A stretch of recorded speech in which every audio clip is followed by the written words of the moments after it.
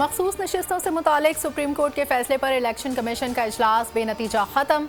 Chief election commissioner Sikandar Sultan Raja की जेर सदारत इजलास में सेक्रेटरी ECP और लीगल टीम की ब्रीफिंग। सुप्रीम कोर्ट के फैसले पर नजरसानी के लिए इलेक्शन कमीशन का इजलास आज फिर होगा।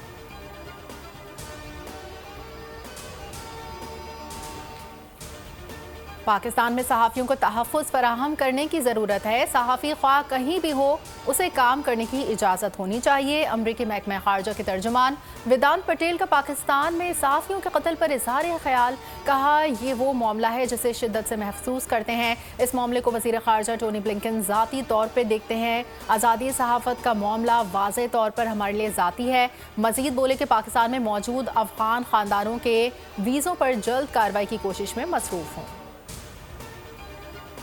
कराची में शदीद गर्मी का खतरनाक स्पेल जारी। 3 रोज में 300 से ज्यादा अफराद सूरज की तपिश से जान गंवा बैठे।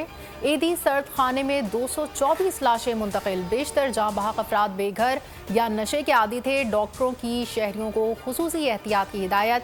सर ढक कर रखा जाए।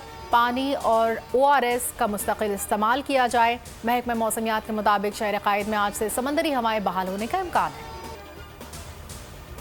कराची में के इलेक्ट्रिक की हटधर्मी बरकरार। लोड शेडिंग में इजाफा। शहर के कई इलाकों में 12 से 14 घंटे बिजली गायब। लोड शेडिंग से पानी की किल्लत पर शहरी कर्ब में मुब्तला। शहरियों का बिला तातुल बिजली फराहमी का मुतालबा।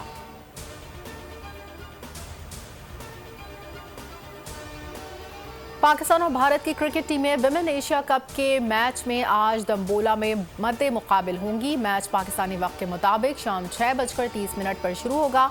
पाकिस्तान टीम के कप्तान निदा डार का कहना है कि भारत के खिलाफ मैच का सब खिलाड़ियों को शिद्दत से इंतजार है। हरीफ को मैदान में टफ टाइम देंगे। सब्सक्राइब करें और बेल दबाएं ताकि कोई खबर रह न जाए।